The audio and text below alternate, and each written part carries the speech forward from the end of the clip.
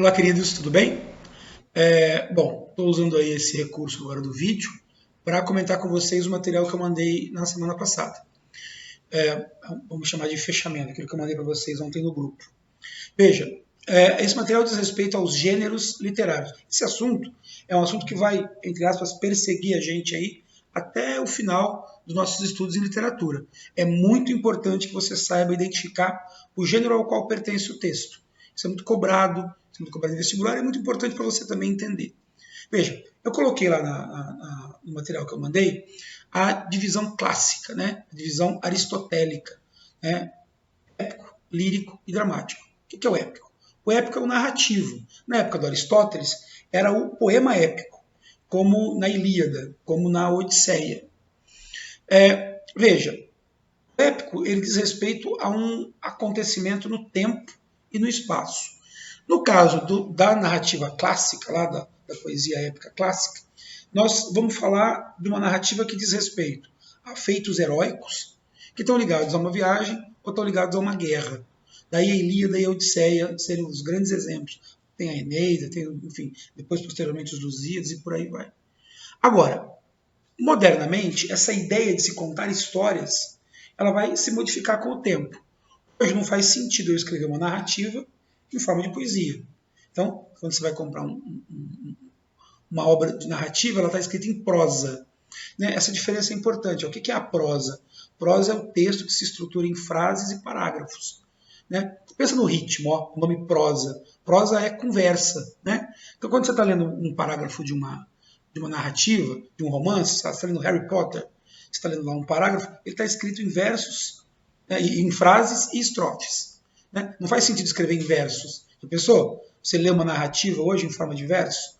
Então, o épico originou modernamente o que a gente chama hoje de narrativa, né? Dessa narrativa em prosa. E aí a gente vai ter a divisão em gêneros, dos gêneros narrativos. E aí o romance, o conto, a crônica, a novela. Esses gêneros, eles vão ser trabalhados ao longo do tempo aí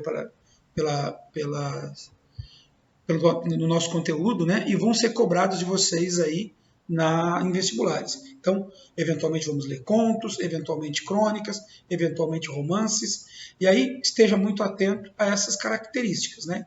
De cada um desses gêneros narrativos. Quando a gente fala do lírico, a gente está falando da poesia, que lá na Antiguidade Clássica tinha a ver basicamente com a expressão do sentimento amoroso, sentimento afetivo. Né? E aí, lira, né? Lírico vem de lira, aquela harpinha pequenininha que o anjinho toca e tal. A gente entende que hoje a poesia lírica é aquela que expressa o sentimento, né? Independente do qual seja. O termo lírico é polissêmico. Né?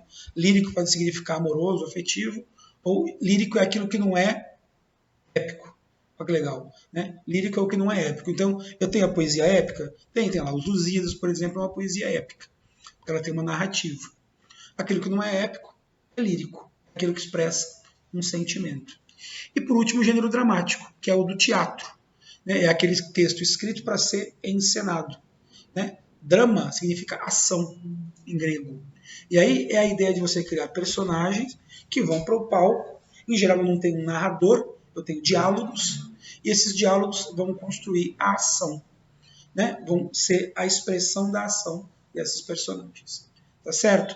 Então, importante, claro que isso aqui, a gente vai falar muito disso ao longo do tempo. O tempo todo eu vou lembrar vocês dessas questões. Por enquanto, o que me interessa é que você tenha um sentido geral mais amplo e uma noção dessa divisão. Daí os exercícios, daí os exemplos que eu passei para vocês. Tá certo? Na sequência, nós concluímos agora, então, né, o estudo dos gêneros, né, e essa parte introdutória, e a gente começa na próxima semana a estudar a literatura medieval, né, a literatura no tempo. Vou falar um pouquinho do que são as escolas de época, e aí a gente já começa a falar de trovadorismo, que é a manifestação literária no medieval português, no caso, a gente começa a falar da literatura portuguesa. Tá certo? Espero que esteja tudo bem. Se precisarem de mim, sabem que podem recorrer ao WhatsApp ou qualquer outro recurso aí de mídia social. E mandarei novo material na semana que vem. Tá certo? Tudo de bom para vocês, um beijão, até mais.